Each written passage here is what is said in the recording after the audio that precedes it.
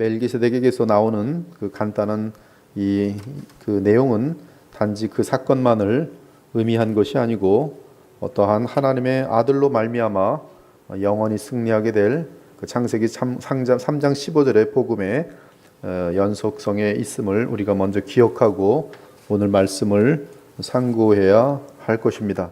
특히 아브라함이 전쟁에서 이기고 돌아올 때 살렘왕 멜기세덱은 고기나 술 그리고 건포도와 같은 음식으로 맞이하지 않고 예수 그리스도를 상징하는 떡과 포도주를 가지고 와서 그를 축복해 주었습니다. 의의 왕이요 평강의 왕, 너무나 우리에게 익숙한 이름 아닙니까? 의의 왕이요 평강의 왕이며 영원한 제사장이신 우리 주 예수 그리스도를 상징하는 멜기세덱이 떡과 포도주로 아브라함을 영접한 것은 매우 복음적인 의미를 담고 있습니다. 즉 멜기세덱이 하나님의 아들을 닮은 대제사장이며 왕으로서 그리고 가지고 그 떡과 포도주로 이 영접한 것은 먼 훗날 우리의 왕이며 대제사장인 우리 주 예수 그리스도께서 그의 십자가에서 흘린 피와 찢긴 몸과 무관하지 않은 것이, 이에 멜기세덱은 예수 그리스도를 예표하고 그의 떡과 포도주는 예수 그리스도께서 새 언약으로 나누신 떡과 포도주로 이어지면서 주의 십자가와 부활 사건을 예표하고 있습니다. 대단히 정확하게 이렇게 어울려져 있어요. 멜기세덱 대제사장, 영원한 대제사장, 예수 그리스도 영원한 대제사장, 하나님의 아들, 그리고 그가 나오고 아브라함을 축복하면서 주는 떡과 포도주, 예수께서 그의 살과 피로 자신에게 속한 모든 백성들, 아브라함의 그 후손들에게 주시는 떡과 포도주, 자신의 생명과 새 언약. 놀라운 사실은 예수께서는 이 사건을 아브라함이 장차 오실 그리스도를 미리 본 사건으로 언급하는 것입니다. 너희 조상 아브라함은 나의 때 볼 것을 즐거워하다가 보고 기뻐하였느니라. 예수께서 이르시되 아브라함이 나기 전부터 내가 있느니라. 아무튼 멜기세덱은 떡과 잔을 아브라함에게 나누어주면서 하나님의 복을 선언합니다. 천지의 주제시요 지극히 높으신 하나님이여 아브라함에게 복을 주옵소서. 창세기 12장 1절부터 3절까지 있는 그 복을 연장선상에서 지금 동일하게 복을 빌고 있는 내용인 것이, 그리고 너희 대적을 네 손에 붙이신 지극히 높으신 하나님을 찬송할지로다. 이 장면은 예수께서 잡히시던 밤에 자신의 살과 피로 우리를 먹이시고 그 피의 언약으로 모든 믿는 자에게 하나님의 무한한 새 언약의 복을 부으시는 성만찬을 상기시킵니다. 예수께서 떡을 가지사 축복하시고, 멜기세덱이 떡과 포도를 가지고 축복하시고, 대단히 유사해요. 제자들에게 주심에 이르시되 받으라, 이것은 내 몸이니라 하시고, 또 잔을 가지사 감사기도 하시고 그들에게 주시니 다 이를 마시매 이르시되 이것은 많은 사람을 위하여 흘리는 바 나의 피 곧 언약의 피니라. 우리는 그리스도의 찢겨진 몸을 먹고 흘리신 피를 마심으로 하나님과 새로운 언약 관계에 들어갑니다.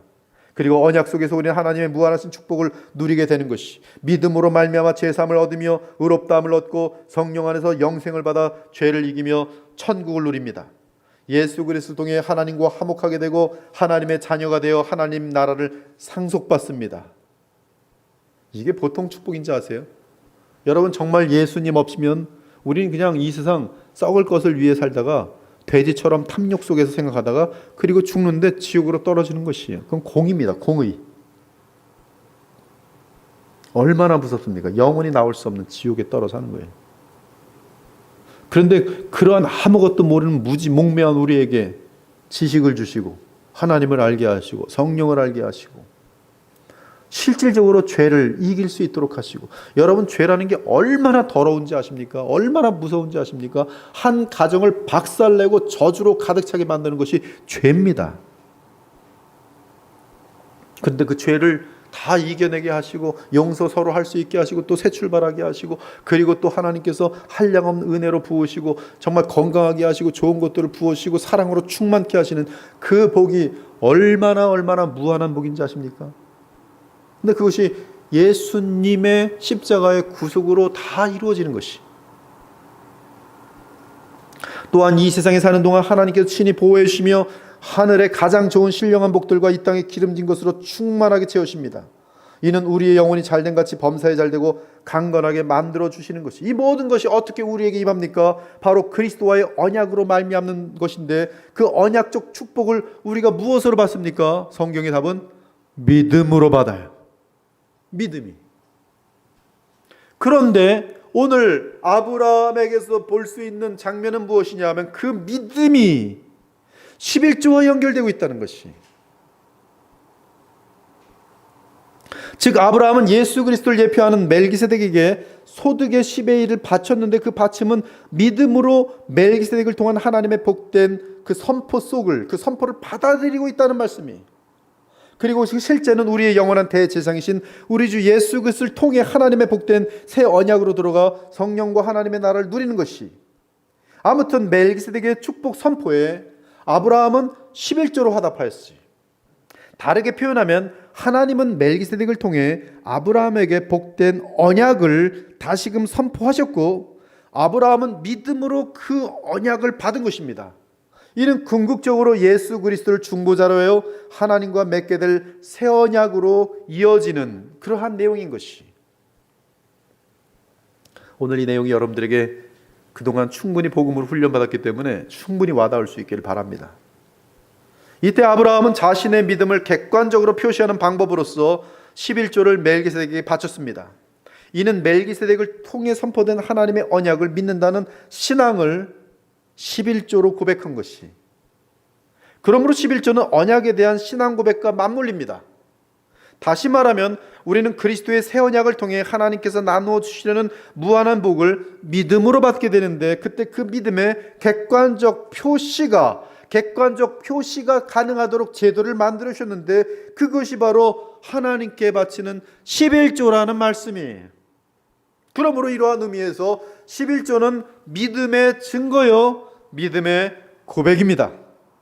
따라서 그리스도 안에서 은혜를 받는 자들은 11조를 내도 되고 안 내도 되는 것이 아니라, 그리스도 안에 있는 하나님과의 새 언약을 믿는 믿음에 대한 객관적인 표시로 반드시 내야 하는 것이.